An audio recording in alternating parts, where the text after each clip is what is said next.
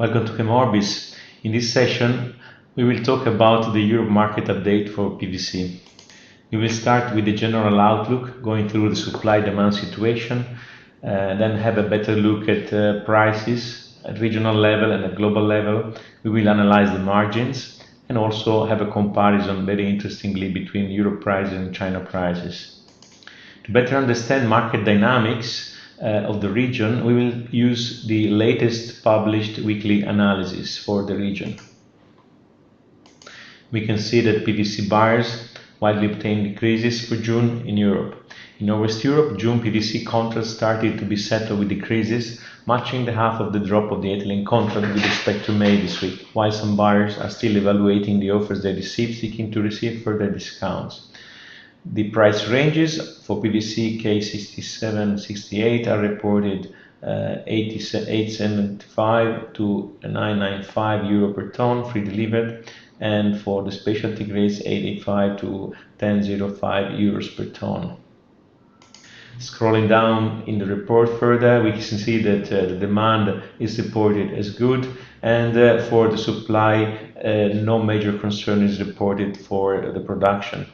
In the latest part of the report, we can see what can be the outlook in the short term, where no major changes are expected.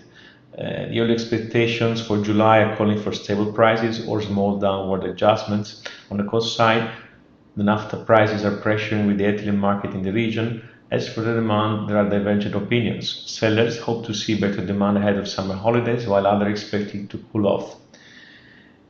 The demand is not expected to jump unless supply concern exacerbate. European producers, meanwhile, may focus more on the export markets like Turkey, where prices have turned up. However, import cargoes coming into Europe might exert extra pressure on local PVC prices, as the parity with the dollar remains favorable.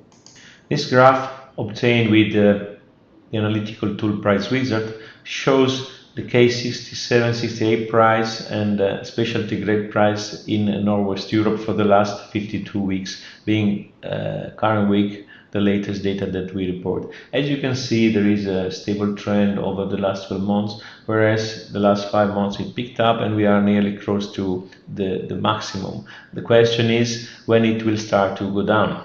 To understand that, we can use another analytical tool called Product Snapshot, which can help us to show what's happening at global level.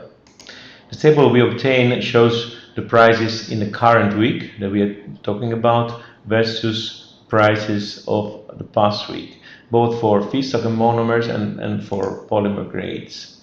What you can see is that there is a weakness going on in the feedstocks side, whereas if you look at the polymer prices, wherever we report them in Egypt, China, Turkey, Southeast Asia, Italy, Northwest Europe, and so on, you can see they are more or less stable. Some are going down, some are adjusting a little bit up. But what is important is also the absolute level. You can see that prices in Italy and Northwest Europe are much higher than the rest of the world, so it may attract imports to the region. Still, with Product Snapshot, we can compare the history of the last 52 weeks instead of looking at just 2 weeks.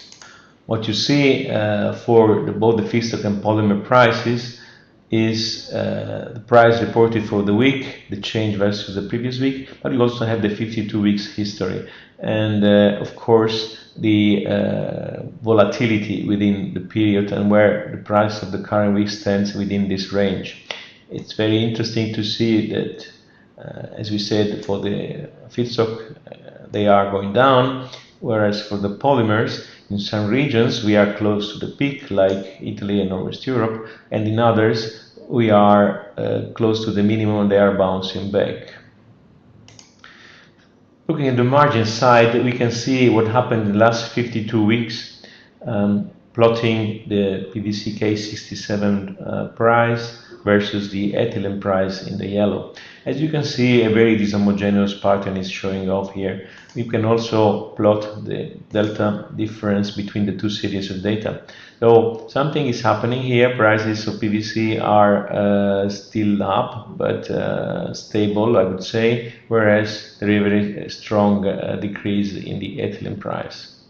More interestingly, we can also plot the VCM vinyl chloride monomer price versus the polymer price, and you can see that the monomer price shifted following the ethylene price, whereas the polymer price stays stable. That means that the margins of the producers are very, very healthy, actually increasing. In a downturn trend, you can see they are increasing a lot.